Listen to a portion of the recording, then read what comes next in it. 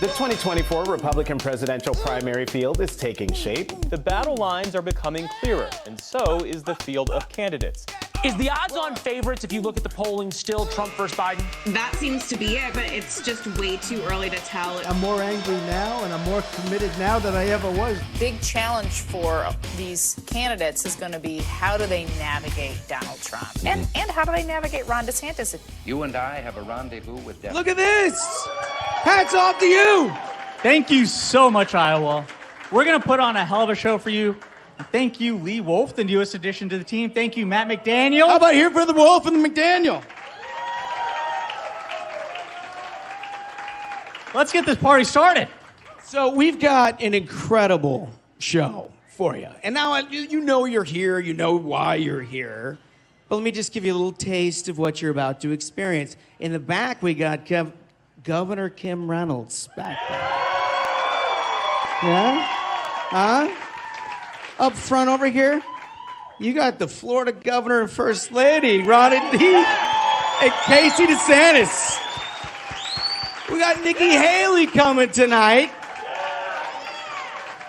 And you have Senator Joni Ernst here this evening. There she is. I didn't get to see you yet. Josh, I think we would call that a banger of a program right there. It's a banger of a program. Well, listen, we started off, basically, I told you a little bit about that, but we've become, as you know, Smug, the biggest animal fighting podcast in the country. And we occasionally talk about politics. I feel like Ashbrook is the animal fighting guy. Well, it's a lot of fun. You know, honestly, the animal kingdom is actually after us. We have to be vigilant, and the show is. If anybody wants to challenge Ashbrook at Buck Hunter in the back when this is over, bring your wallet. Just let me know. We're actually here because we think Joe Biden's just getting such a raw deal, isn't he? Isn't he? Look, his son's doing deals. He's got people on the phone. He just calls in to check on the weather. That's it. It's whether or not they're going to pay him $20 million is the issue, right? But that's what's happening right now, and we could not be more excited to be a part of this because I got to tell you, this is the single most important. Everyone says this, by the way. As a political operative, everyone says this every single election. This is the single most important election of our lifetime. Folks, this is it. This is it. You've seen what's happened. You've seen what we've done over the last 2.5 years. This is it. We have literally one shot to try to make this right. And we want to be a part of that. That's why you've got all these incredible guests who are putting their names and their families' names on the ballot before you to tell you their vision for America. I can't think of anything that I appreciate more than that. Let's get a big round of applause for everybody running. Huge.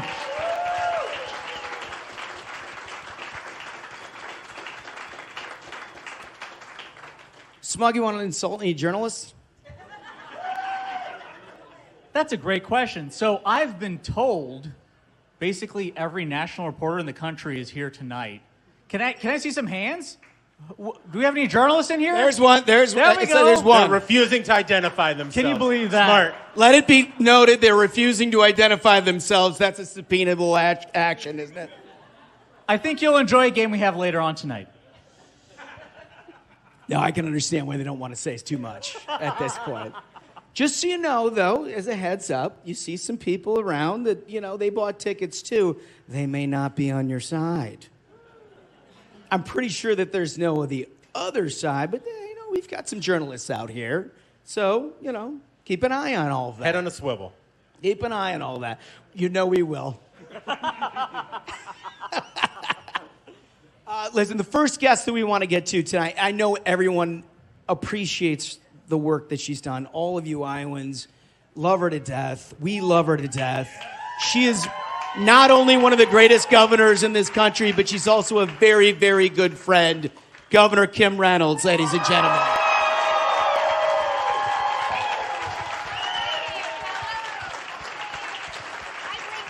Thank you so much, Governor. You brought kids? Okay. What have you brought us I brought gifts. Now, last time I brought a Chucky's tenderloin, so it's not quite, as good as that, except for, here we go, little promotion. Okay, hold on. Little promotion. What have we here? I don't know if you've heard about this, but we're this is doing something wonderful. called State Fair. Yeah. Fairside chats. Alrighty. If I wear this tomorrow, do I get in something special? I think you will. I'll make sure that you do. Hey, you got a good crowd. This is awesome. It's really nice to know great. people. That's great. Really nice to know people. Welcome back. We're happy to have you back. Well, I mean, the first time we were here, you had to give us pork and show us around. I did. We had a checkoff list to see how many animals you could eat in one day, right? If I remember right. This really is the The best state day fair to is do that. actually, you're in the right place to make that happen, especially at the state fair, right? But you managed to give us at least enough where we're welcomed back. I know. This is good. So we'll have to see if you can double down tomorrow. So anyway, lots of fun things going on at the fair. Absolutely. I got there at 6:30 this morning, so hopefully I can put a sentence together by before we get done. It's hot out there today, let me tell you. Oh. Well, you go all day and all night because then you do the concerts at night, too. Yes, I'm heading back, so sorry. We'll see part of it, but I committed to a concert tonight, and then we're going to get up and do it all over again tomorrow. But every day, so I love every minute of it. You were out there. You can see why, right? Yeah. And I'm sure all the candidates we have here appreciate that, essentially being the Iowa Sherpa, helping make sure all the Iowa voters know who they want to vote for. That's a huge right. deal. That is right. I love going, traveling the fairgrounds with them. It's a lot of fun. I think she's selling herself a little short here because I met a gentleman before the show. Oh, this is... Kobe, who was listening to our live show in Iowa here 2 years ago. And we were the little program that could. We were the little program that You could. were the little pro. Look at you yeah. now. I know. Oh, my God. But you sold the state so well. Hopefully we pitched in a little bit there, too. And Kobe, who I met here before the show, was listening from Fresno, California. His wife and 3 kids, they moved to Iowa after listening to the show. Where is he? Where is he? Put your hand up. Where are you? There he is. Raise your hand. Oh, thank Great you. decision. Yeah. Great decision. I might have to become a sponsor. What can I do? I'm going to bring you back, and we'll just traverse the state and see, share the good news. We're particularly good in corporate boardrooms. Yeah. They love us. There we go. Very polite, and we Yes. say all the right things. Yes. So, look, obviously, the first big deal, the big Iowa caucus, everybody spends all their time thinking about it. But you have such an incredible way of handling this in that you're basically, like Smug said, like a political concierge, where you go around to everybody and you let them know, what's important to your state. Meet people. Yeah. Go to this place. Explain that to us a little bit. Well, get out in the state. We are so honored to have the First in the Nation caucus. We take it very seriously. Iowans are very informed. They're very knowledgeable about the issues. So the best thing you can do is get out there and travel to all 99 counties, spend money in each one of the counties that you are in. So I want you to eat at a restaurant. I want you to gas up. I want you to go to the store, whatever, So experience it all and empty the wallet, So we're here to please.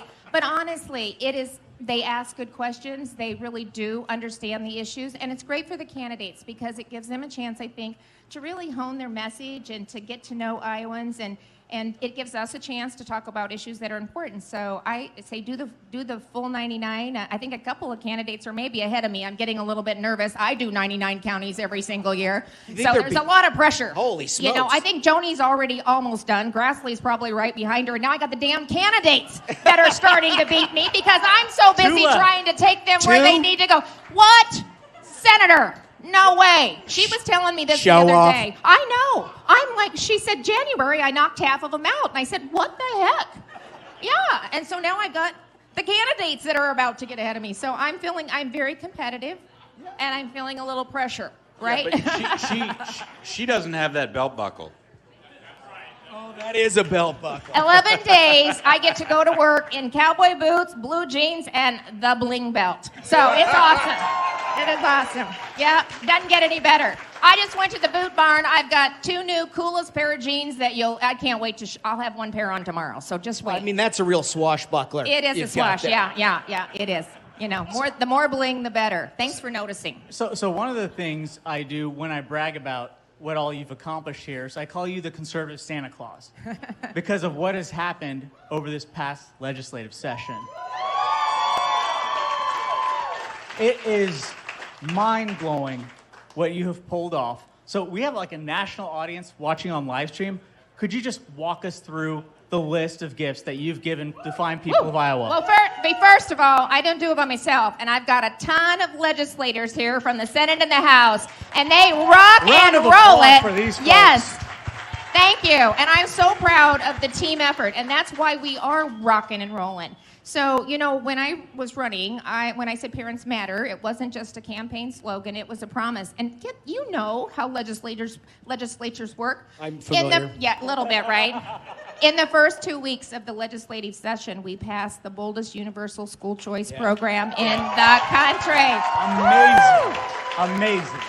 Educational freedom, we have set the bar, and it's happening all across the country, and I love that. So not to be undone, I think it was the next week, we got tort reform done, and they've been working on that since the 70s. Med-mal. So then, you know, we got together and we said, you know, people talk about cutting government, but they never do it. And we said, we got to quit talking about it, and we got to do it. So we actually smugly shrunk government. Whoa. It can happen. It actually can be done. We did it. It was a 1,400-page bill, so that's what I'm talking about. Rock star legislators. I had to get that through 2 chambers. I kind of had to say, you can't amend it.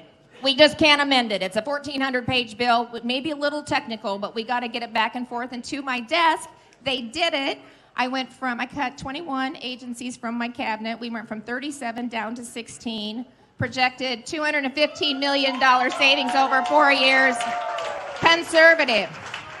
So then that's about the last couple weeks of I'm going to use up all my 15 minutes. No, but you know, just we're keep getting going. a lot done. She's so on a roll. I'm Why on a stop roll. her? You I'm deserve on a roll. victory lap. I'll have to ask if I forget something. But in the last 2 weeks of the legislative session, we were able to reach a deal, and so we cut property taxes. Yes. And yay! So that's Gotta love that. but not easy, right? But that's on top of 3 other tax cuts that we were able to get done. You know, you've heard me, 8.98 down to 3.9. We no longer tax retirement income in the state of Iowa, so I had to give Ron a bad time the other day. We were at an event, and I said, because we all have our list. We all have our number ones, you know, that we're good at. And I said, did you see the headlines? And he said, what? And I said, I think it said, move over, Florida. Iowa is the number 1 state to retire. Now, him and Nikki, they're going to get some time up here, so he'll tell you the other stuff. But anyway, so we cut property taxes. Did we do anything else? Am I forgetting? A lot of other stuff in between, but that's some of the big ones. Something tells me they're not going to give him the credit for it right now. It's a little scrutiny. And then I called a special session, and we came back and passed the fetal heartbeat bill. So we were able to get that How done. about that? And we did it by a larger margin than we did in 2018. So I pretty much think it's not a hypothetical bill. But that's the thing, right? All these things are happening. Yeah. You've done it. You guys have done it, and you worked as a team. Yep. And all the state legislatures and state senators that are out here, thank you for coming. Thank you for supporting an agenda. Thank you for working for something that actually gets done for your constituents, because that is a meaningful. Moving the ball. Yes, you tell them what you're going to do and do it, and you can, and the momentum's good, and Iowans are proud. So thanks for giving me the chance to talk about it. All right, I appreciate so it. here's the last thing. Okay. Because you've sort of been a little bit successful here, your national colleagues decided you got another job on your hands. Yeah. And you're running the Republican Governors Association. Yeah, I'm really proud of that. Oh, man. How do we get more Kim Reynolds across this country? Well, yeah, that's they're there. They're all my colleagues. They really are. I mean, we are competitive, and you all win when you've got Republican governors that are trying to outdo each other. So that's why I got to come back and cut taxes again next year. There you all go. Cutting taxes. There you go. We're on the path to zero, so hang in there with us. But so all of your colleagues decided that it's up to you to look out on this landscape in 23 and 24 and to try to provide more governors across the United States of America. As we all know, this is super important, not just for governance and freedom and all this stuff. It lays a political base by which we can stand upon to win presidential elections. How are we doing on all that? Yeah. Pardon? How are we doing on all really good. We should pick up 3 this year, so Mississippi will hold. We should flip Louisiana. Kentucky is going to be probably the hardest one, but it's looking really good, and we're going to give it everything we got, and we got a great candidate, so we're going to get it done. We do. Daniel Cameron is awesome. We know awesome, something. Awesome. Yeah. He's going to get it done. We know a little something about Kentucky. I think you do, right? Did you notice why I got in your face to say that? I did. That was with emphasis. I liked it. Now, look, I mean, that's the point, right? Is that you put leadership in place to try to deliver results, to win elections, to deliver results. That's what you've done. I cannot thank you enough. First of all, the hospitality that you've shown us, the results that you've delivered for the people of Iowa, and what you're going to do here for years to come. Kim Reynolds, thank you so much. Thank you for being here. I appreciate it. Thank you. Conservative Santa Claus. Hey, I want to tell you, I understand that your animal that you can kill is a horse. That's right. And I got a barn full of them out at the Iowa State Fair. Please don't do this. Game on, Please don't do right? this. Game on. Thank you so much. Thank you so much.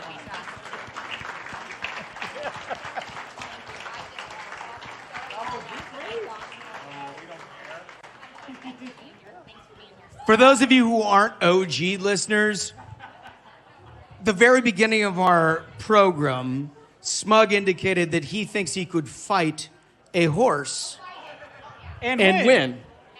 100%. Probably a dressage horse, but still.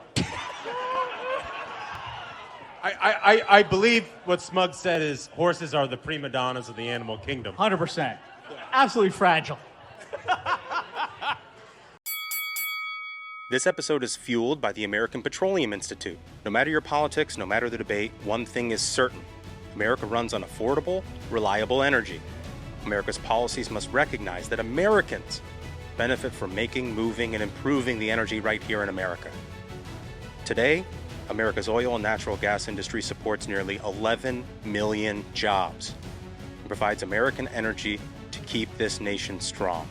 Learn how at api.org. All right, folks, we got another guest. You're going to love it. Let's get crazy, all right? We got the governor and first lady of Florida, Governor Ron Casey DeSantis.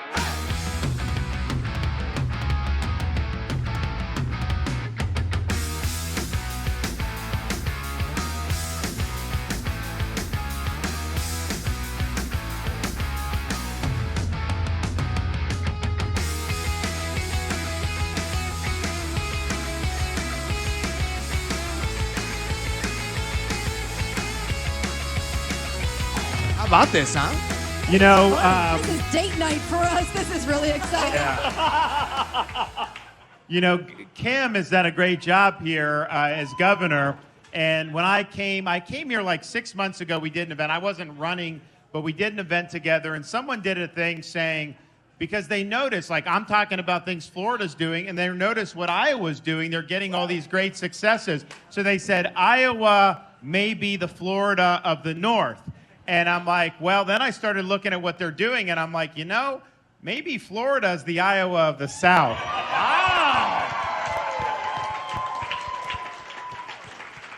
Well, before we get started, I'd be remiss if I didn't announce some of our sponsors who made all of this possible, including this interview here. It's fueled by American Petroleum Institute. It is America's oil and gas. They're doing a great job. I think we all agree American energy is the way to go. Thank God. Thank God. No question about it. So there's a lot of stuff to eat at the Iowa State Fair, obviously, and you got to be careful you don't fill up too fast because you got a whole lot of stuff to eat. But I have heard First Lady of Florida has a passion for a unique establishment here in the state of Iowa, a place called Casey's. Can you tell us a little bit about that? Yeah, so I hadn't been to a Casey's, and no wonder why it's so good. It's Casey, you know, you can see the similarities. But I had never had breakfast pizza, and they said, you've got to try the breakfast pizza. I had one piece. I ended up eating the entire pizza in the course of a morning. And then the other thing we really love is Pizza Ranch. The best fried chicken is at Pizza Ranch. The best pizza is at a gas station. So whatever. But you all have some good food. Because when you travel around Florida, it's a big state. You need to find one place where you can get gas when you're campaigning. Gas, food, all this stuff.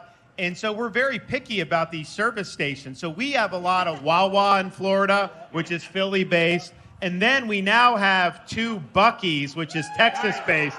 You guys should try that. So then we started coming to Iowa. We got the Casey's, and we're very excited that it does what we needed. And so we're big fans of Casey. Yeah, we are gas station connoisseurs. I don't know what that says about us. But if you ever Congratulations, Mr. and Mrs. DeSantis, on the gas station connoisseur. That is, maybe there's a website or something you could start. It might be good. Well, listen, running for president, it's fun. I mean, look, yeah, it's fun if you like to get smeared every day and do this and that. A lot of fun. You know, they refer to me as the Walmart Melania, and so I just had a beer. Wow. I can't imagine what the media is going to say now as a result of all of this. I mean, so that's kind of what I was getting at. But I'll tell you this, so we have our 3, we have 6, 5, and 3. And we said, we're going to do all 99 counties in Iowa. That's something that's important. We're going to do it. And they've never really, so they've campaigned with us, but they've never really done this whole bus deal. So we started taking them on the bus. We hit all these places. So we've now done 32 of the 99. Tomorrow we're going to do another 6 counties. And we are probably going to have all 99 by the end of October in our tow. And our kids get to experience this. So we were in northeastern Iowa. We go to this creamery. They have ice cream, cheese curds, all this stuff. And our kids are just having a blast with it. We went to a state fair in Clayton County. And, I may have, look, I'm a baseball guy all through my life, through college. So I may have shown my kids a baseball movie about Iowa before we started coming up here. So I'm going to sob if you start. Well, so we're out there, and we have like 15 minutes to burn before we get back on the bus. So there's just like a field right next to all the corn. My son is 5, and so we're playing catch right by the corn, and he goes to me, "Daddy, is this heaven?" Wow. I said, "No, son, it's Iowa." But there's one thing when you're touring around with a 6, 5, and a 3-year-old, because you're all ready to go, right? We're going to do 6 counties tomorrow. So you get everybody ready, and then all of a sudden, what happens with a 6, 5, and a 3-year-old? You get ready to go, and what do they have to do? Go to the bathroom. And so you go a little bit down the road, and then the other thing is of course, with them, they never will let you do anything for them. So when we're with the 3-year-old, we're ready to go. We've got a lot of ground to cover. And then all of a sudden, they will not buckle their seatbelt. They will not let you do it. And you have a 3-year-old in the back saying, I did it all by myself.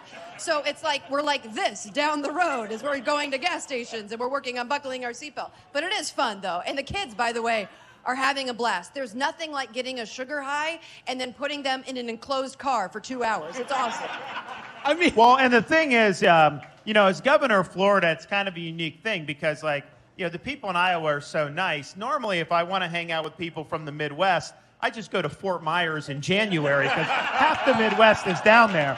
But to be able to go into all these different communities, and a lot of these counties are very rural, the warmth with which the Iowans greet you, it really does, give you some optimism about Americans and kind of human nature and all this stuff. So we really, both Casey and I, really appreciate how nice people have been to us in the state of Iowa. So thank you. I do have to say, as a father of a 6-year-old and a 3-year-old, if I had to put my kid in a car seat and I was on camera, I wouldn't be elected president. I might be incarcerated. My kid would certainly be like child services and be like, what's up with that? You guys have a nice temperament with that kind of thing. The first thing that comes to mind for me is, it's not as great a situation, is across the country, you had schools which were forcing kids to mask for years, multiple years. You had many parts of the country where businesses were shut down, folks went out of business. There was pretty much one place where none of this happened, and half of my friends moved. To Iowa and Florida. So when you think back on that, because that is a huge separator between you and a lot of folks running, is you decided you were not going to listen to what they were telling you to do. You were going to do what you thought was right and ended up being right. What was the toughest part of that?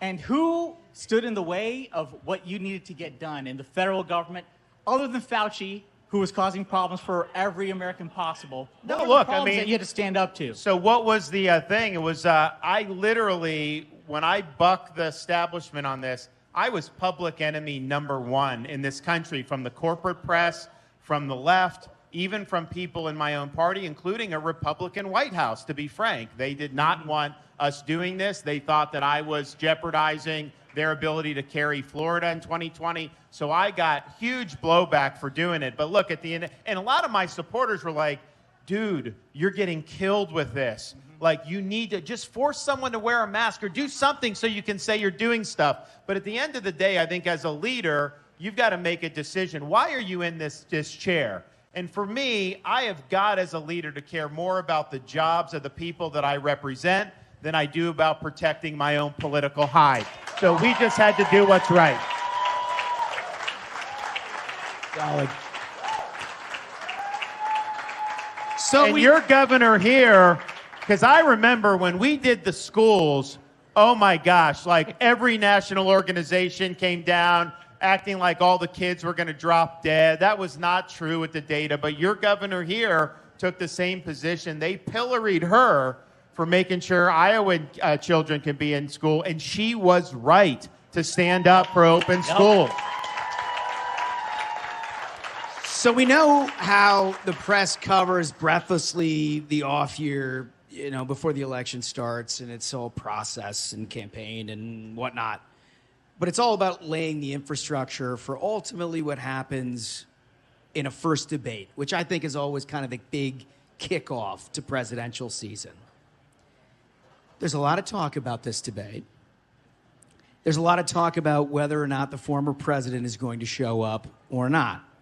In the recesses of your mind, Governor DeSantis, do you think there is something about your argument that Donald Trump might be afraid of in not showing up?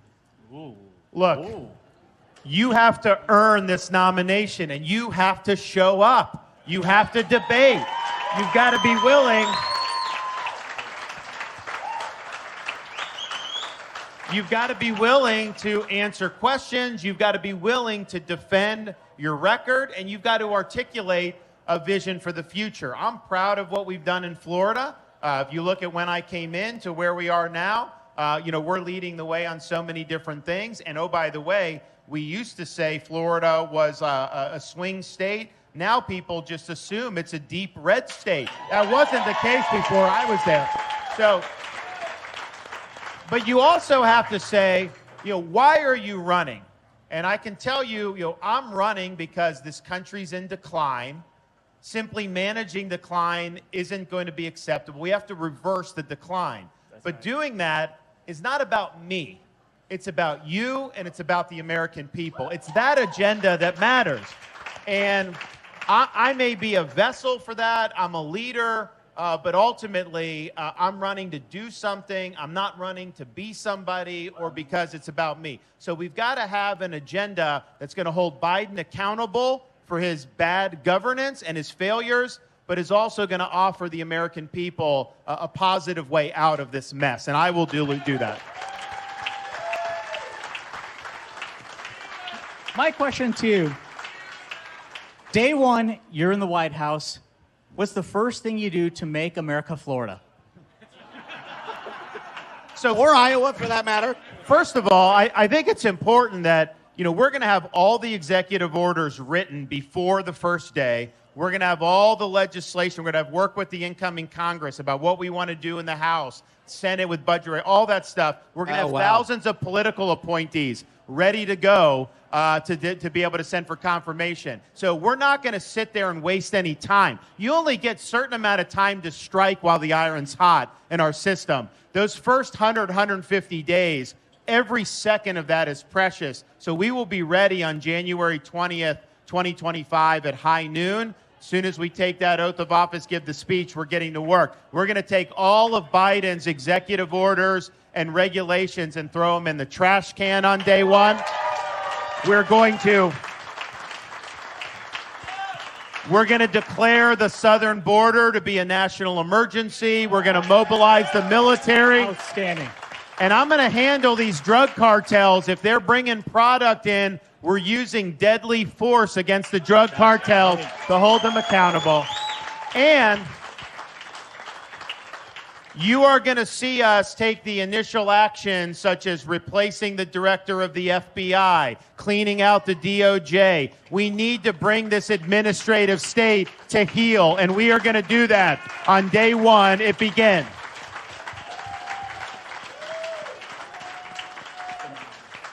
So you may or may not know. I mean, I think the first time we did this, by the way, it was like your campaign kickoff. It was down in Indian Rocks Beach in west coast of Florida. Beautiful area. That was a big crowd, too, you guys got. It was a big crowd. Well, you were sort of. I think they were there for you, not us. Yeah. Well, you know, I grew up probably about 35 minutes north of there in Dunedin, Florida. So for those of you who visit, a lot of you visit Florida, some of the best beaches in America are in Pinellas County, where I grew up. So Tampa Bay, but just west of Tampa, right on the Gulf of Mexico. So if you ever need a place, escape the Iowa winter, you want to go down to Tampa Bay area, there's a lot of good salesmen. Like a travel agency. I love it.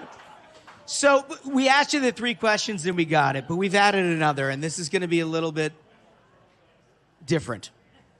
It comes from the guy in the end. Yeah, so we actually, I would like to ask both of you this question. We've become something of an animal fighting podcast, and I think everybody appreciates that.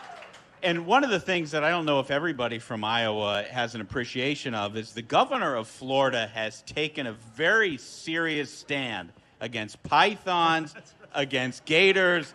These animals were running amok until he stood in the breach. That's right. And stopped them. Yeah. He empowered a whole host of people in Florida to stop them. So first, I would like to ask Casey, what is the biggest animal that you could take mano a mano? The biggest animal?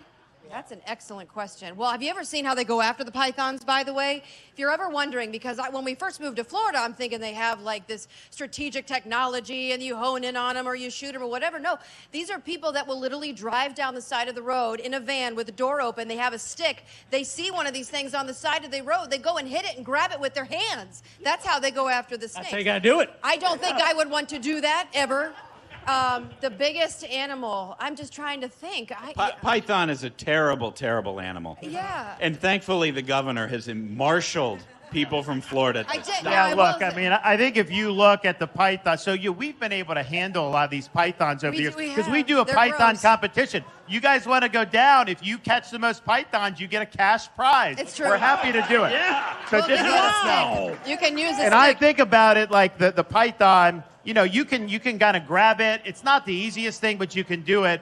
I think about these gators. I would not want to tussle with those guys. I just, sometimes you see them like in the middle of a street, even in Florida. Sometimes on a golf course, all this other stuff. You're best to just kind of leave those guys alone. So a python it is. I think so. A python it is. I think so. With education on the topic. All right. You know what happened? Those are not native to the Florida Everglades. We think it was like Hurricane Andrew. Somebody had exotic things. These Burmese pythons get it, and they replicate so quickly, and then they start eating everything in the natural ecosystem. So it really is a problem, and we put a lot of money behind it, and there's a lot of people that come from all over the world to hunt these things. So Iowans, there's a lot of good stuff to do in Florida. You don't have to spend all your time at the beach. Show up in the Everglades and try to grab one of these suckers. Maybe it's our next show. What do we think, guys? We will host you if you guys want to do a Python challenge in the Everglades. Right. We'll get it done. All right. You're on. Okay, so all of you who listen to this podcast, you understand that we like to play some games. Let's play a game. Okay, so we're going to play... You heard this one before. The song's too long. Nobody knows. Okay, That's especially for the folks in the back, right? Exactly. Yeah. So for anybody who's not familiar, I'm going to read 4 statements, 3 of which are made by journalists and 1 that's made by a Democrat. And you have to decide who is the Democrat. It's obviously difficult to tell sometimes. I just want to apologize in advance because all of these are about you. And boy, were these easy to find. Okay. Again, I apologize. It's not me so much as it is them. Yeah, right? Exactly. Yeah. This one's about the whole fake controversy about the African-American history in Florida. Statement number 1. DeSantis' decision echoes similar decisions made by fascist dictators to force what one historian calls collective amnesia about the past. Oh, that's got to be a journo, right? Well, hold on, it gets much worse. Statement number 2. Ron DeSantis will formally announce his 2024 bid with Elon Musk because apparently David Duke wasn't available. That has got to be a journo. Statement number 3, and this is about the Orlando Magic donating to your campaign. What an outrage. Yeah, apparently it's an outrage. I don't know. It's crazy. I have to think it's not just the players, but the fans who get upset about this. I'm a little surprised that the league allows this sort of thing. Oh, my God. Like I said, it's very easy. That pesky First Amendment. Huh? Oh, jeez. I think that may be a Dem. Journo. And statement number 4. Ron DeSantis' justification for running for president is what he calls the Florida blueprint. But facing crisis after crisis in the state, DeSantis failed to rise to the occasion, and the results speak for themselves. I think that's a Dem, too. Is that a Dem? Well, hold on. We have to consult about this because you got to work it. There's only one Dem. There's only one. All right, so if I had to do it, I would do journo, Dem, last one. Whoa. Wow. Right. You know That's confidence. Decisive. I don't think we've ever had it. That's the decisive leader right there. I don't think we've ever had a guest that was like, this is what it is. A home run. I have a feeling, I have a feeling the governor is an agony of defeat guy, and he remembers every word that's been written about him. Actually, I've never read any of their stuff, but I know how these guys operate, and so, you know. Okay. Does anybody else want to play hold here? on. I think the I was First just Lady. going to say, I think it's just journo across the board. Fair. All right. Look, the David Duke thing has got to be a journo. Okay. I think 1 and 3. Honestly, I think the governor's right on this. You think he's right? I think he's right. Smug, what do you think? So you stole my decision, but I think history has shown siding with Governor DeSantis tends to be the right answer when you're facing a crisis. I'm going to go with his picks. Smash, you going to break the mold on this? No, I agree with the First Lady. I think they are either all Dems or all journos. There's no way to know the difference between them.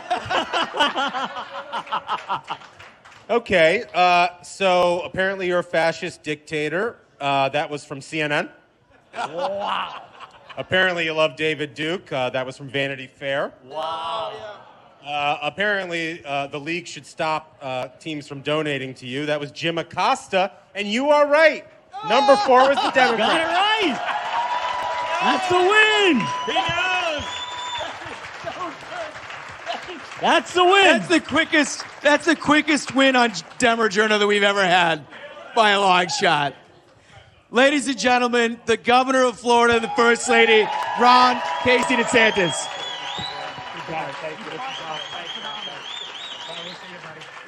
We love you. Thank you so much.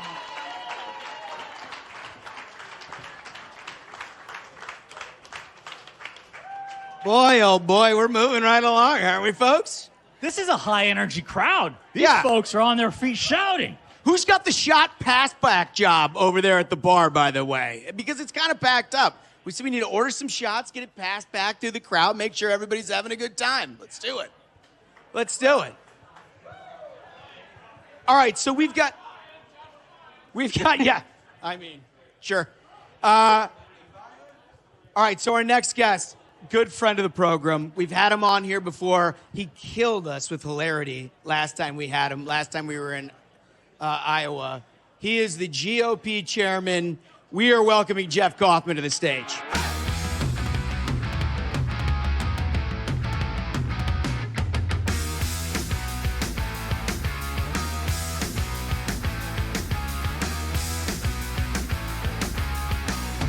Yeah, no, you're very fragile. Everybody knows that.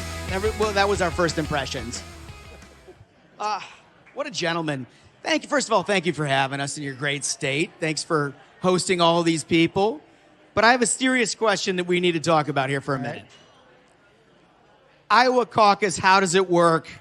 How do we make sure, because we're live streamed to hundreds of thousands of people, they make sure how to do it? Tell us how. For everyone in Iowa, this is critical. You want to get this right. Absolutely. How I think of a caucus is it's a primary vote with a discussion ahead of time. New Hampshire, South Carolina, Nevada, those are the other early states. They have essentially an election. It's also taxpayer funded. Out here in Iowa, we have a caucus. No tax dollars go into this. It's purely a party function. And we do it. This is the party function. We do it purely from the grassroots. We go in, everybody has a chance to talk up their candidate. Candidates can be there, candidates can send surrogates in there, and then at the very end of everything, we have a vote. But it's actual democracy. I mean, you see people that you may not have Let's ever give a round of heard applause for that, huh? Absolutely. And we are first in the nation. The GOP is. The Democrats, no, Joe knew he couldn't win here, so they dumped all over us, give us the middle finger, but the Republicans are first in the nation here. Let's go. I mean, honestly, that is pretty shocking. So Joe Biden isn't going to appear on the ballot here for the Iowa caucuses. Did the wire not hit? Is that the situation? That was the talking about the weather thing again. Yeah. Joe is, I have some empathy for him. He has been a great partner in growing our party. He's also been a great partner to make somebody like me with an average IQ look like a genius. I love the man for what he's done for Republicans by being a fool. No, it's very thoughtful if you think about it. But listen, you presided over an incredible growth here. I mean, look, I'm old enough to know that Iowa was not only a purple state, in a lot of ways it was a blue state. And it was very, very difficult here to Republicans to compete statewide in federal and state races. And it was scratching tooth and nail every single election. And I'm not discounting that this time around. I know that's still the case, and that's the way you view it no matter what. But it's hard to ignore the success that you and the state party, the governor, and everyone else has had here over the last 4 to 6 years. I think a lot of it is having a Republican chair that's not hard to look at. I think it starts there, first of all. I mean, a lot of people find a 60-year-old balding guy with a gut to be attractive. I draw a crowd.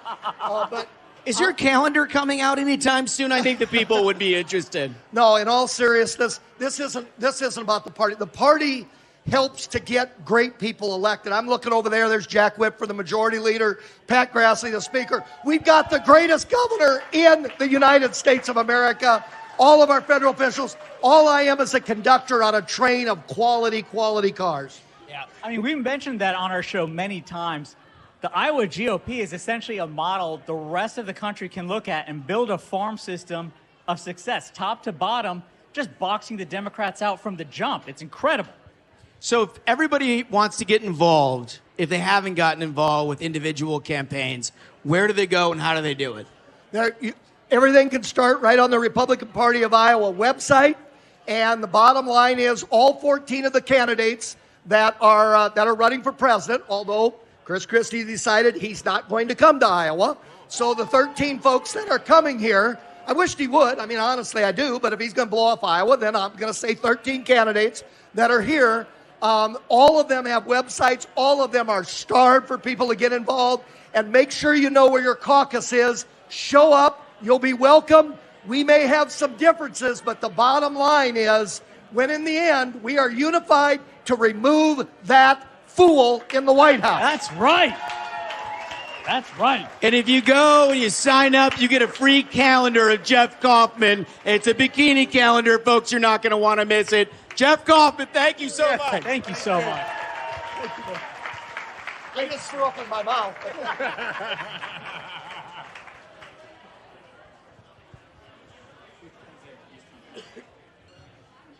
So, our next guest, first of all, I want to announce another sponsor who, without this, we would not be able to have it.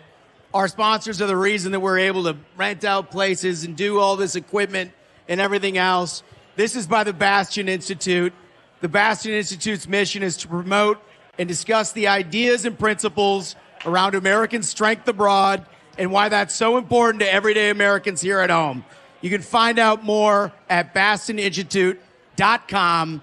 And with that, I want to welcome a very, very good friend of the program.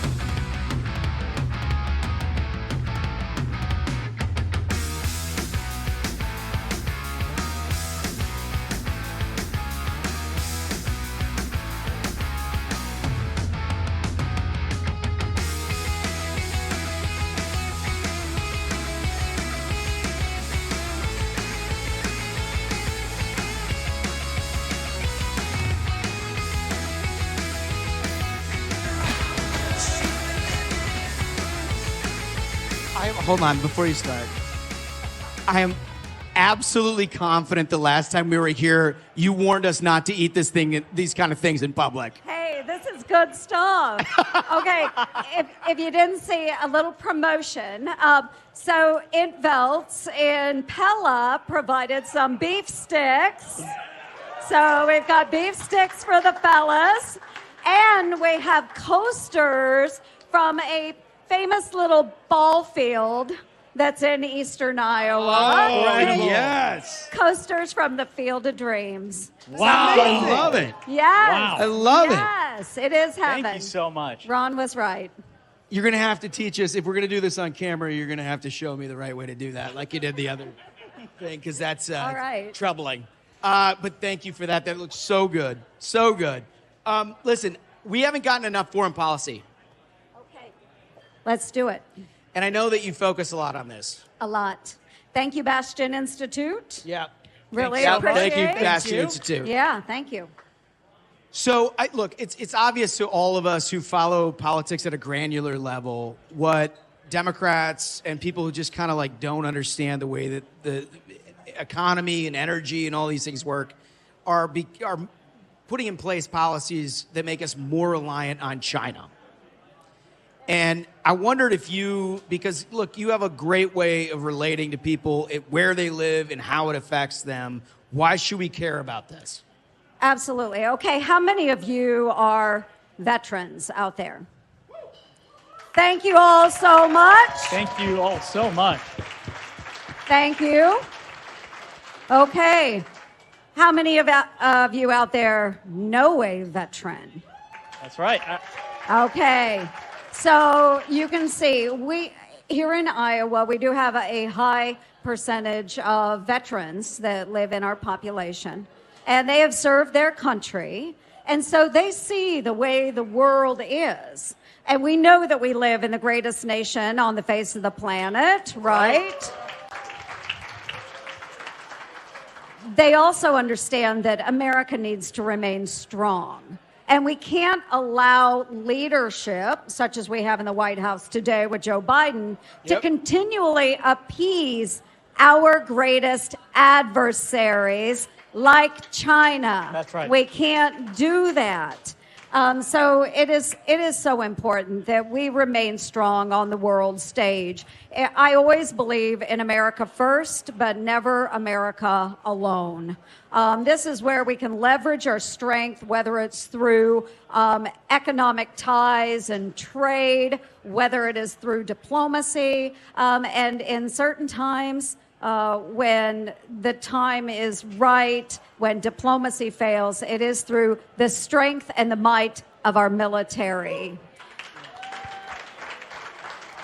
And I fully believe, folks, I am a huge Ronald Reagan supporter, great president. I do believe in peace through strength.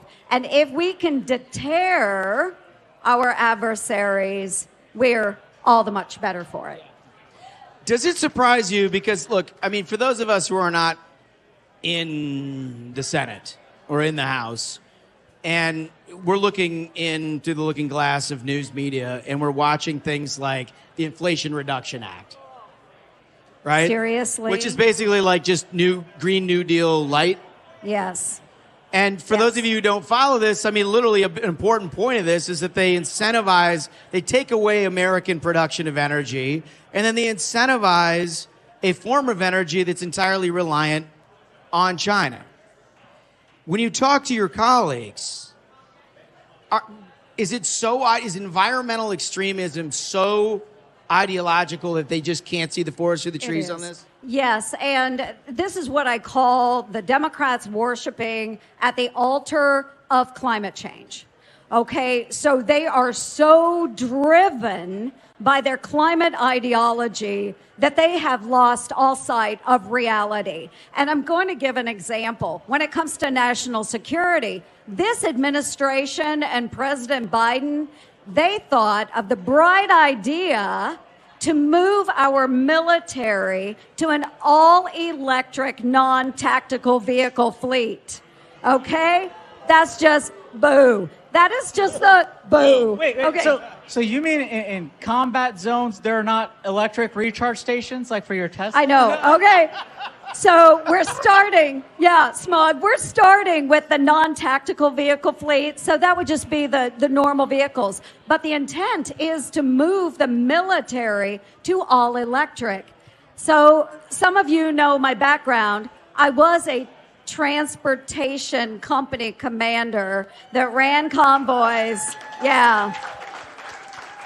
So ran convoys through Kuwait and Iraq at the beginning of the Iraqi war. So my gals and guys that are out there driving those trucks, do you think as they're rolling up into Baghdad that, whoop, oh, the little meter, oh, I need to charge.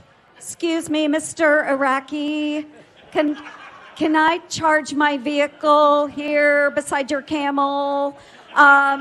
It doesn't work like that, folks. And the rest of the world is laughing at us. Yes, they're laughing. They are laughing at us. Most of all, China's laughing at us, right? China's laughing because you know where all those batteries come from for the electric vehicles?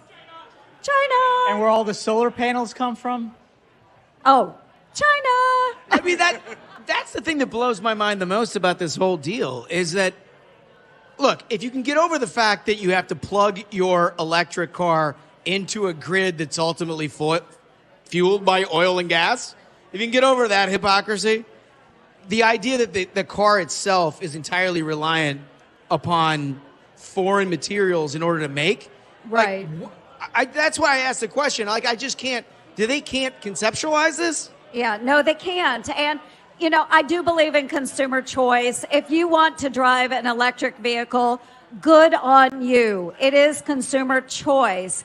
I will not tell you how many children died producing the materials that go into your electric vehicle. Child and slave labor. So sorry. But even if we could get all of those rare earth elements and the critical minerals here in the United States of America, we still send them to China for refining. It's unbelievable. And then they send them on back. Yep. Incredible. Hey, Smash, have we ever had Joni answer the animal question? Oh. You know what? One of the best things about Joni is that she answered that question in her very first campaign for Senate. In the most famous way possible. But what I'd like to do is ask you again. Once again, Iowa has a lot of animals. I would like to know, other than a hog, who we know you could knock out in a minute. Okay. What is the With a very specific technique, I might add. Very specific. The animal lives, but is not happy. What's the biggest animal you could take out, Joni? In Iowa? No, anywhere. Anywhere. Yeah, other than the hog. Oh. Well, okay, I've done this on many occasions, actually, through my lifetime in politics. But I'm going to say a donkey. There we go. That's a good answer. Yeah, taking down every last one of them. So bring it on. I feel compelled to ask, same method? A few of them, yeah. I love it. I love it. All right, so last question. Look, you look at Iowa, you look at the entire country, you're a student of politics. Are we going to make a comeback this year? Is this going to be the year the Republicans are coming back? We're going to take the White House, we're going to take the Senate, we're going to keep the House, and it's going to be Republican control? So, folks, I am so concerned about our nation, and I know that all of you are too. And this is where I know I have known a lot of you for a very long time. And you know that I am an eternal optimist. So, yes, Josh, this is our year, only if we make it so. Let's do it. We're going to do it, folks. We're going to do it. But it means all of you have to work very, very hard, okay? But we're going to do it. Well, with leadership like yours, we can get it done. Senator Joni Ernst, thank you. Thank you so much. Thank you, Iowa. Thank you so much.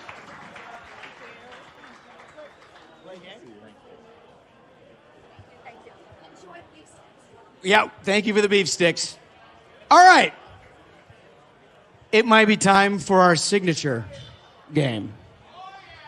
Well, I think it is. I think we've got time for it. Okay. Should we do it? Who wants King of the Hill?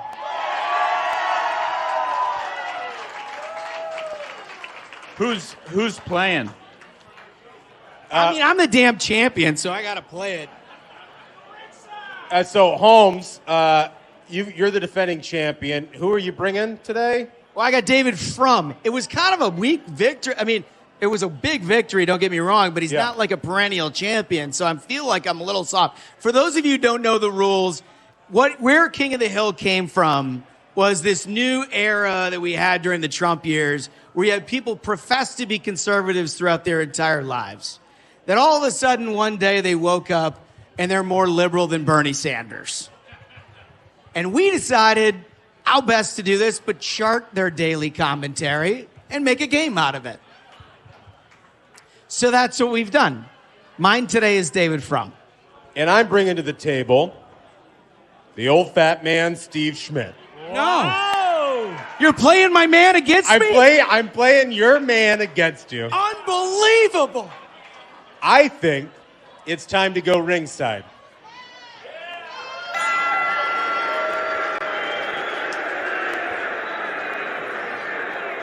Ladies and gentlemen, your attention, please. It's time for King of the Hill. In the red corner, fighting out of his front porch in Utah, the old hat man, Steve Schmidt.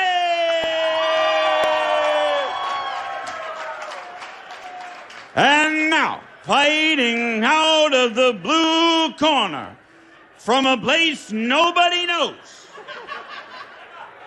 and current champion of the world, David, where did you come from?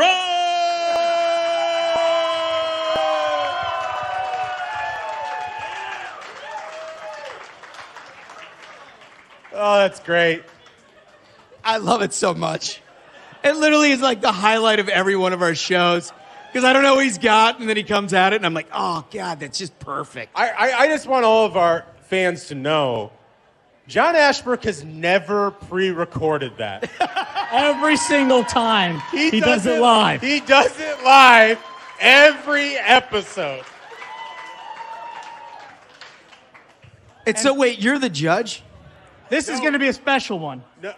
I'm going to be the judge. Yes! And I'm going to count on everyone here to help me decide. We're going to make this kind of a mob rule situation. Yeah. So let's get it started. Okay. All right. So I'm going to play to the judge's heartstrings on number one. And you got to really kind of follow along with King of the Hill to understand the whole process of what everybody's trying to do here. But he's quote tweeting. Quote tweeting Philip Bump of the Washington Post. Can we hear for Philip Bump? Boo! Boo! And I can paraphrase without quoting what it is that Bump is doing, correct? Yeah, that's legal. Okay, so what he's saying is that Jamie Comer is basically alleging bribery without providing the evidence. Oh, really? Yeah. This is the quote tweet from David Frum. Interesting reading on the day ProPublica presents evidence of additional millions of dollars of unreported benefits to Clarence Thomas. Absolutely nothing to do with the Post itself. And it's the classic leftist move. It's so good. Why aren't you talking about the thing I want to talk about? I'm going to talk about your corruption that doesn't exist. As a judge, I am very offended by these attempts to pack the court and go after Clarence Thomas. So I look very strongly on that tweet. What do you got? Well, all I got is nukes, so... Oh! All you got is nukes? All I have is nukes. I just don't know which one to play. Okay, how about this one? Steve Schmidt. What would American culture be like if the culture of Taylor Swift, Bruce Springsteen, or Beyonce's show were covered around the clock and jammed down our throats of the American people like the MAGA pestilences? It stands to reason we would be happier and better people. In times like these, it is important to remember that America is not defined by our politics. Really took advantage of the character limit increase, huh? So if I have that right, he said that we should listen to Taylor Swift instead More of Taylor Making America Swift, Great? less MAGA pestilence. Pestilence. That's strong. But as a judge, I take great offense to this court packing attempt. Round one goes to Holmes. Frum's on a heater. Rigged. Frum's on a heater. The fix is in. Okay, well, whatever. I got 2 more nukes. Jesus. I don't know to play this second or third. It's part of the strategy. Steve Schmidt. Donald Trump and his cause are a national cancer, and it remains deeply embedded in our politics. This age of extremism must yield or democracy will be lost. I lay out why everything is on the line in 2024, or it may be our last free and fair election. Just give up.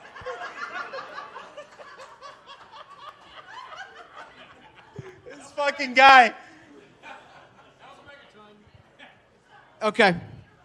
I'm going to be short and sweet. Let's hear it. I don't need to use the character limit. Wow. Why is fascism winning amongst next generation conservatives?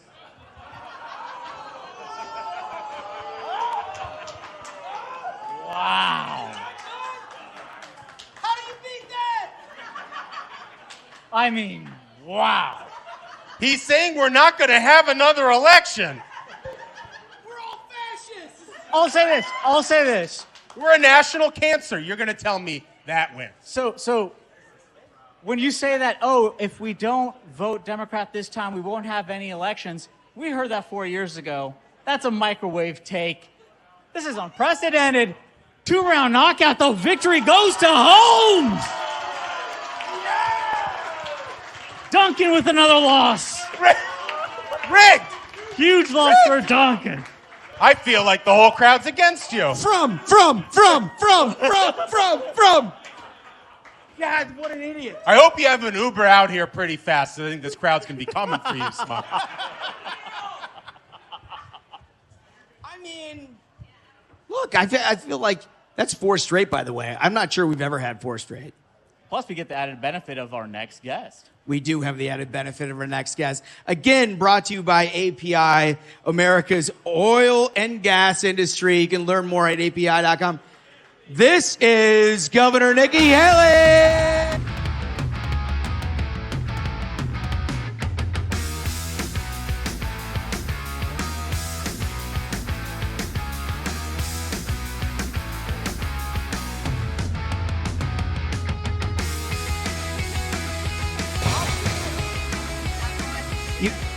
Oh, yeah, sorry. How rude of me. So can I first say, John, like how cool would it be if you were the announcer at the debate? That's a great idea. That you were so good. That would be awesome if you were the announcer at the debate. I'd say yes. He only has really nasty things to say about people, though, so I'm not sure that works. So I bring gifts. Okay, what do we got? I brought bourbon. Oh, that's a fine one. You know our heart. I do know your heart, but there's one rule with this. I will give it to you if y'all promise to stay away from the butter cow. No deal. You can't drink this, and I'm trying to earn some votes here. If I give you this and y'all destroy the butter cow, I'm done in Iowa. So I'm just saying.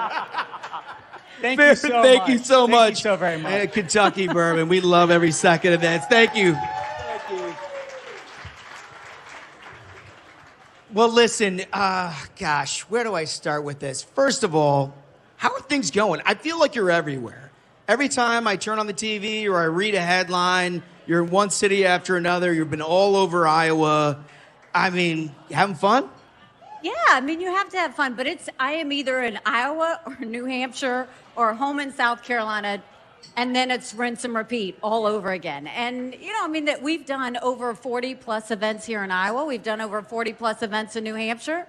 But, it's the name of the game. There are no shortcuts. You can't come in here, do a rally, and leave. You got to touch every hand. You got to answer every question. You've got to make sure that you go back over and over again. They know their stuff. Yeah. And also, I think I'd be remiss if I didn't bring up the fact that as soon as you announced, you reached out and said, hey, I'd love to talk to your listeners.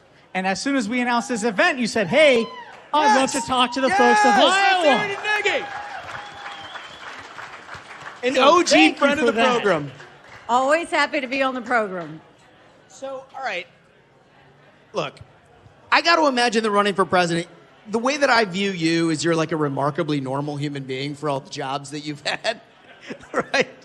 And you in private you're the same as you are in public, and you're just a normal human being who deals with your family, you're dealing with all kinds of things, but you've had incredible responsibilities and dealt on the foreign stage on behalf of the United States and dealt with all kinds of crazy issues in South Carolina when you were dealing with this. As you get to the presidential, is this just, does it drive you nuts as a serious person, as a normal person, the kind of conversation that you need to have with bizarre sort of 9/11 truther type stuff on a day-to-day basis when you were driving a serious economic message from South Carolina and from your job as UN ambassador? I mean, I think at the end of the day, it's not rocket science, right? It's common sense. It's stuff that we do every day in our homes and our businesses and everything else. So the part that I get frustrated with is when people try and make it more complicated than it is. I mean, at the end of the day, our goal is reduce the size of the federal government and send it to the states. Let Kim handle all of this down. Stop. Republicans and Democrats are spending like drunken sailors. Yep. Stop spending that way. That's right. We should have transparency in the classroom. Every parent needs to know what's being said and taught to their kids in the classroom. 100%. It's horrible that it took COVID for so many parents to realize what's to come of the school system. Absolutely. And then, close our borders. That's why haven't we closed our borders? So these are things they all know. And so I don't live, eat, and breathe politics all the time. Yeah. I am a military spouse. I'm a mom. I'm a daughter. There's more to life than just politics. And so I think at the end of the day, this is about common sense. Let's go fix what we need to fix and then get back to normal. That's the goal. That's right. So you're one of the few candidates out there that has literally spent time representing your country overseas. And you've seen the threats around the world. You've taken a look at what we're now encountering in the absolute insanity of the Biden administration. Where do you rank things in terms of how we deal with foreign policy in the United States? What I think is really important is 6 weeks ago, I dropped my husband off at 4 a.m. for another year-long deployment. And I watched him and 230 soldiers pick up their 2 duffel bags of belongings and load a bus to go to a country they've never been, all in the name of defending and protecting America.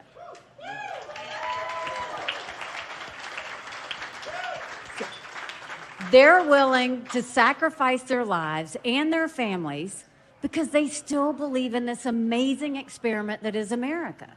So when you look at that, what I know from my husband, what I know from his military brothers and sisters, they get the fact that a strong military doesn't start wars, a strong military prevents wars. That's right. That's right. And Biden just doesn't get that. And if he did get that, then he wouldn't have them taking gender pronoun classes. It's true. Thank you. It's demoralizing to them. If he did get that, we wouldn't have had that debacle in Afghanistan. That's the part that's frustrating as a military family. When it comes to dealing with countries that want to destroy America, let's focus on the job. Let's get it done instead of all of this other stuff. And I think that we've just lost that. But we look so distracted right now. I can't think of anything more demeaning than the reports that we've seen over the past week when military families who just experienced the loss of a service member in that horrible plot in Afghanistan said that the president didn't want to hear their thoughts, was looking at his watch. It's unbelievable that this is the situation we have with our commander-in-chief. Well, and for my fellow military families, they deserve the truth. Give them the truth. That's right. What happened? Why did it happen? That's Give right. them that stuff. Some of them just want to get their phones back. They want to get the pictures back of their loved ones. And look, I think the most heartbreaking part for me as a military spouse, when we send them off, we know there's a chance they don't come home. But what we don't expect is for government to lie to us about what happened and why it happened. So, Nikki, I've got a question for you. Yep. You are very, very accomplished. And when you walked out on stage, my wife texted me at that very moment, and she said that all 3 of my girls went nuts watching the live stream. Nuts. They absolutely, in my house, they absolutely love you. And so I think their question, if they could ask you tonight, would be, what is the first thing that you would do if you're sworn in as President of the United States? What is the first thing that you would do? The same thing that I did when I was governor, which was I replaced the head of every agency. Yeah. Wow. Yeah. And then you send people into each agency to bring down regulations, get rid of red tape, get rid of problem children. And then the next focus is not to do executive orders because that's what's gotten us in this problem in the first place. Huge. But instead, start looking at 10, 20 years out. Start then working with Congress on what are we going to do to make sure we're ready 10, 20 years from a financial standpoint, from a military standpoint, from an education standpoint, from a law and order standpoint. And then you get to work and prove to the American people that government works for them and not the other way around. That's right. That's right. And a reminder to you, I said this to you last time, it's all about raising strong girls. Strong girls become strong women. Strong women become strong leaders. Sounds like you got some fans in the Ashbrook house. So at the UN, was there a moment? I mean, look, we've all had new jobs where, you know, if you get promoted and you get a big job, there's a moment you're sort of sensitive and nervous a little bit about it. You didn't seem to have that on the way in, at least externally. Is there a moment where you sort of, it all crystallized that this is why I'm here, this is what I'm here to do, and you just like stare down foreign leaders and were like, no, we're representing the United States here? Because I saw this, and I'm interested to see what image, you say. I think everyone saw. You knew it was The side game eye? time. The side eye, right?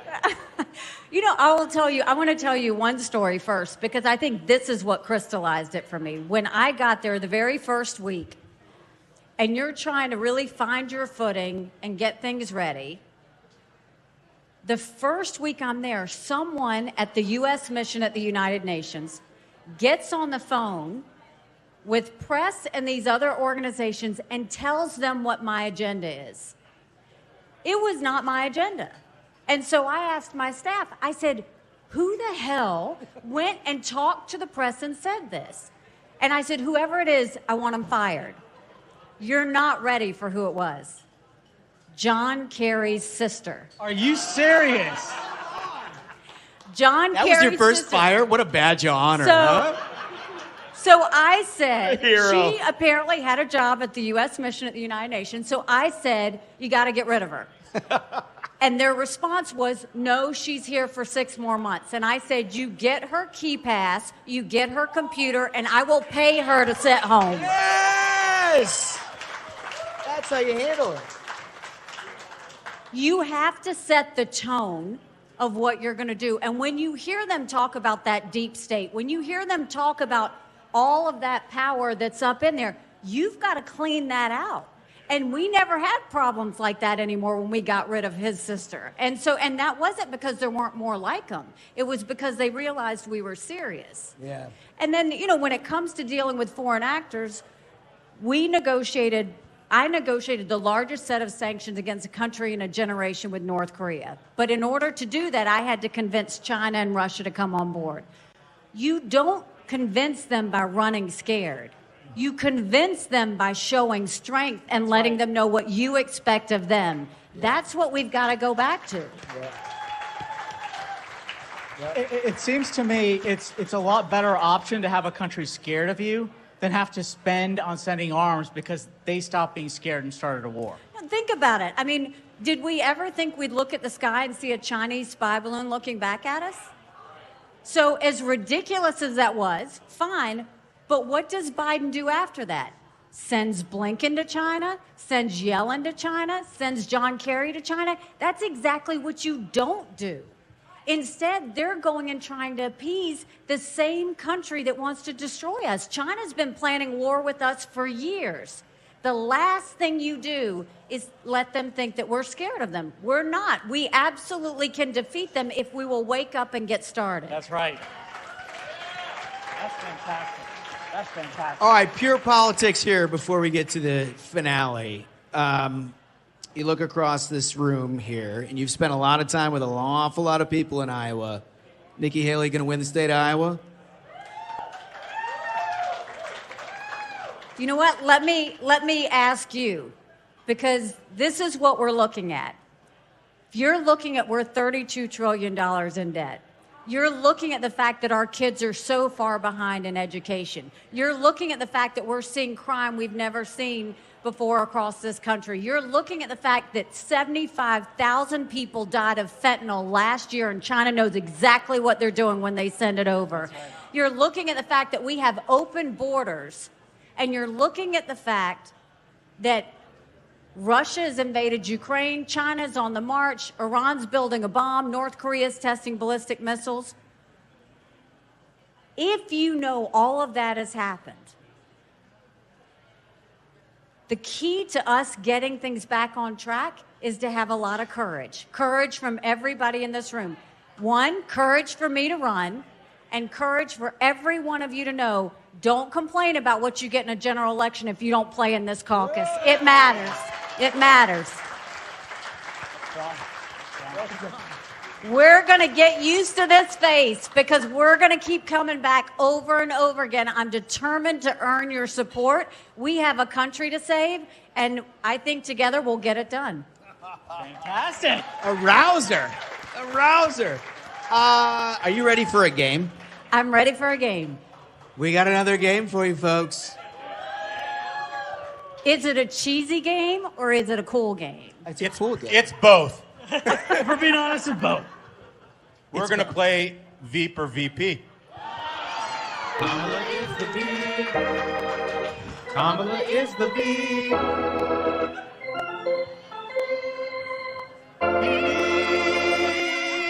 You can hear Hollywood Hen on that, by the way, which I love. She's got a top, like an alto, soprano. She goes full soprano, Full I think. soprano on it.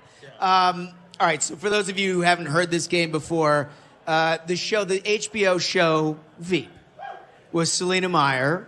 It's known for, how would you best describe her? The most ridiculous portrayal of politics, that's also the most accurate. Yeah. Yeah. And very strange extemporaneous thinking, which our current vice president does as well, hence the game. Yeah, versus Kamala Harris. And the whole goal of this game is to try to figure out who said what. And I got to tell you, it might be our toughest game. Okay, can I say full disclosure? I've never seen Veep. You've never seen it? No, but the reason I've never seen Veep, I don't watch any political shows. Like, my whole life is politics. The last thing I want to do is go home and watch a political show. I'm not going to do it. But having said that, I have painfully seen enough of Kamala. So I think we can figure this out. With one half of the equation, you might be able to take it home. I think I could still win this. Okay, all right. Okay, so I have 3 statements here for you. And you have to determine whether it's Veep or our vice president. Statement number 1. The nature of democracy is its. There are 2 sides to it in terms of the nature of it. There's a duality. Kamala. That's statement number 1. Man. They all know it's Kamala, too. Like, we've seen her do it. If it sounds dumb, it's probably Kamala. Statement number 2. And you know, for these wells and these chambers and these legislators in legislative bodies, they're designed for debate. Literally, the design is for debate. They are trying to debate in session. They're in session. No. I'm serious. That's a tough one. Winston Churchill. You'd be surprised, sir. You'd be very surprised. Statement number 3. I hope that clarifies the issue, and this can be the last word on those words. So we have 1, 2, and 3. Kamala, Veep, Kamala. Kamala, Veep, I Kamala. think we only have one. How it many? could be any. It could be all. anything. They could There's be no all set Veep. number. They could be all Kamala. It's a I'm tough saying game. Kamala, Veep, Kamala. Because the second one had, the words were too complicated for her.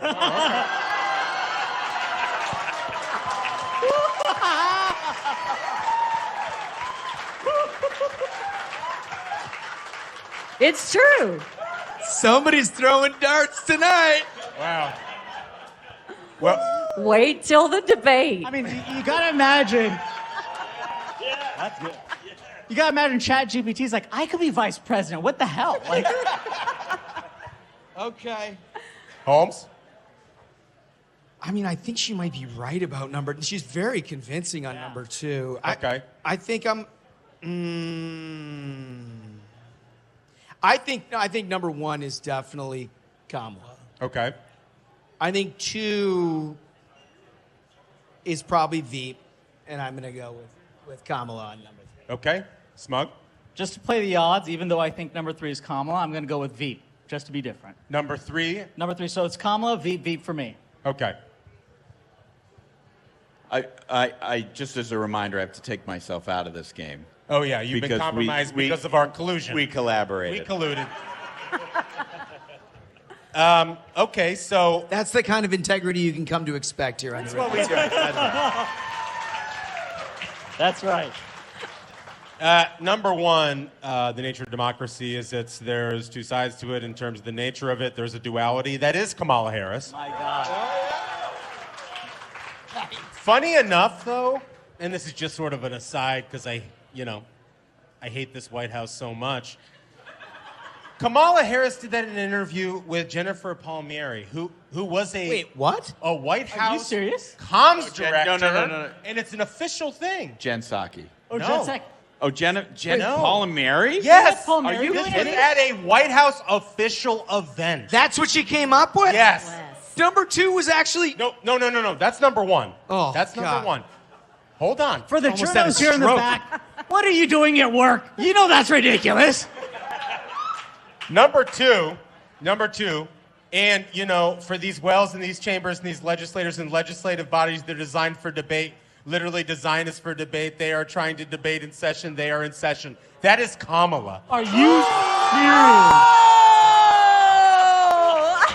Wow. And got that? also, she's being interviewed by Sonny Hostin from The View. Like, what the fuck? That implies that she knows more than we think she does. It's like she took mescaline. So bad. So bad. Number 3 is, in fact, Selena Meyer. Oh, man. Wow. Yeah, we were really close. I know. And you were awfully persuasive with the number 2. Led me that way. I mean, number 2, we really got to take the White House back. My God. And we're going to do that with the help of people like Nikki Haley. Governor Nikki Haley, thank you.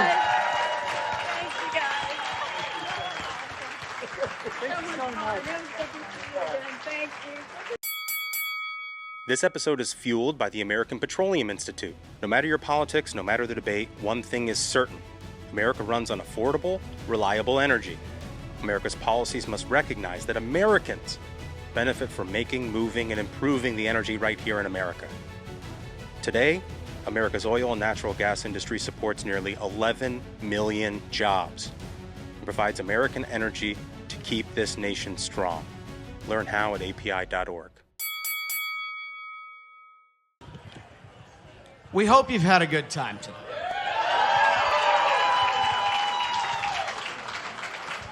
And I'm trying to find all my cards here because the most important thing I can do in the out, first of all, let's thank the bartenders here at Johnny's Hall of Fame. Outstanding job. I want to thank the American Petroleum Institute for their sponsorship. I'd like to thank Americans for Prosperity for they've been with us. Thank you, AFP. They've been with us for multiple trips. We've been many states. They have been there for us. Thank you for Americans for Prosperity. The Bastion Institute, thank you guys Thank you so much. so much. Appreciate it. And Iowans for Tax Relief. You were there with us from the first time, and you're there this time. Every time. Thank you so much. Oh, geez. Fellas, I think we did it. We do it? I think we did it. Absolute banger of an episode. Thank you so much, Governor Kim Reynolds. Thank you so much, Governor Nikki Haley. Thank you so much, Governor Ron DeSantis. And thank you so much, Senator Joni Ernst. So, until next time, minions, keep the faith, hold the line, and own the libs. We'll see you next time. Stay ruthless.